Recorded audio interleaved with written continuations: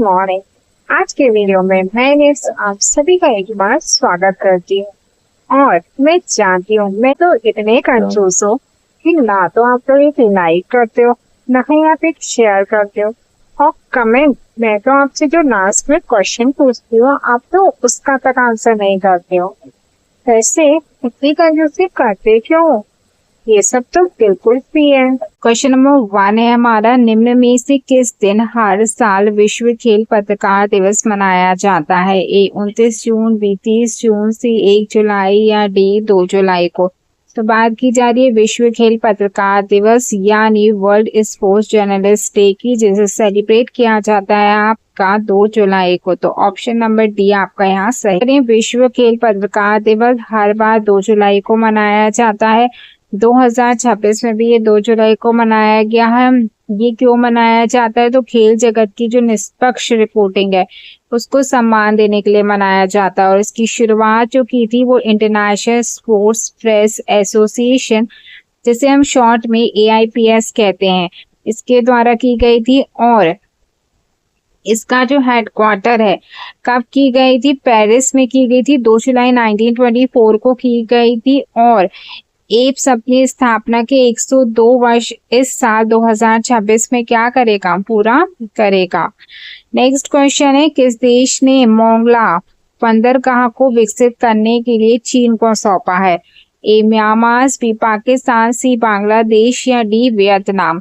तो सबसे पहले हम देखेंगे मोंगला बंदरगाह जो कि आपका कहाँ पर स्थित है।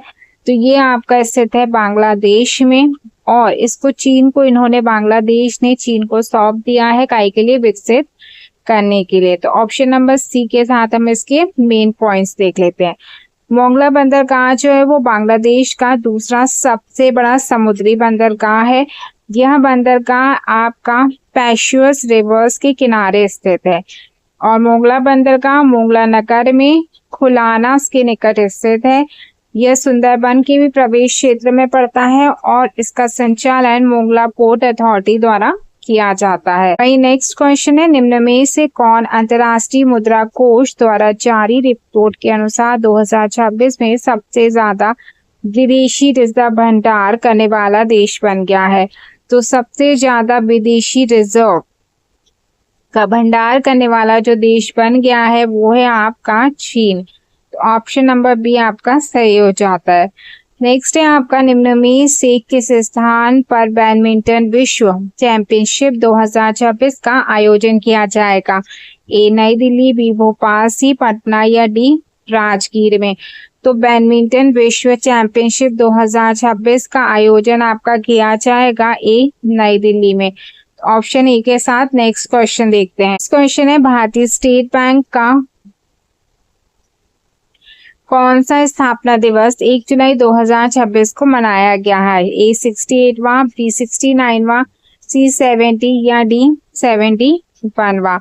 तो भारतीय स्टेट बैंक यानी स्टेट बैंक ऑफ इंडिया का जो स्थापना वर्ष है वो 1 जुलाई 2026 को मनाया गया है आपका 71 नंबर का। तो ऑप्शन नंबर डी आपका सही हो जाता है। स्टेट बैंक ऑफ इंडिया की जो स्थापना हुई थी वो 1 जुलाई 1955 को हुई थी, जिसका हेडक्वार्टर आपका मुंबई में स्थित है। यह आपका सबसे बड़ा सार्वजनिक क्षेत्र का बैंक है। इसका पुराना नाम जो था इंपीरियल बैंक ऑफ इंडिया था।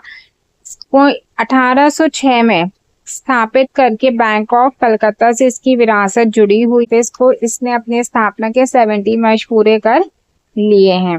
नेक्स्ट क्वेश्चन है, निम्न में से किस देश में 139वां विंबलडन 2026 टेनिस टूर्नामेंट शुरू किया गया है?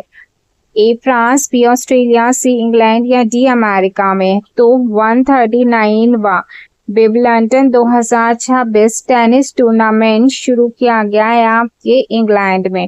ऑप्शन नंबर सी आपका सही हो जाता है। नेक्स्ट है, भारत को संयुक्त राष्ट्र द्वारा जारी SDG इंडेक्स 2026 में कौन सा स्थान दिया गया है? ए 68वां, बी 94वां, सी 104 या डी 115? तो संयुक्त राष्ट्र द्वारा जारी एक इंडेक्स है जिसका नाम है SDG इंडेक्स। इसमें 2026 में भारत को जो रैंकिंग मिली है वो मिली है आपकी 94 नंबर की रैंकिंग। तो ऑप्शन नंबर बी आपका यहाँ सही हो जाता है। नेक्स्ट क्वेश्चन है आपका, निम्न में से किस भारतीय टीम ने लॉस एंजलिस ओलंपिक 2028 के लिए क्वालिफाई किया है? ए भारतीय महिला क्रिकेट टीम, बी भारतीय महिला भाला फेंक टीम, सी भारतीय महिला शॉटपुट टीम, या डी भारतीय महिला टेनिस टीम।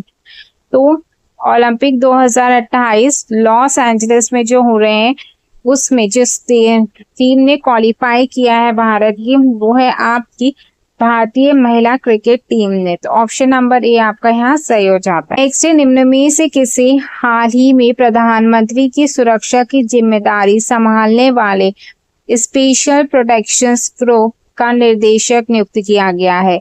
ए राघव कुमार, बी नेहा मिश्रा, सी सुनील मित्रा, या डी अमित कुमार को।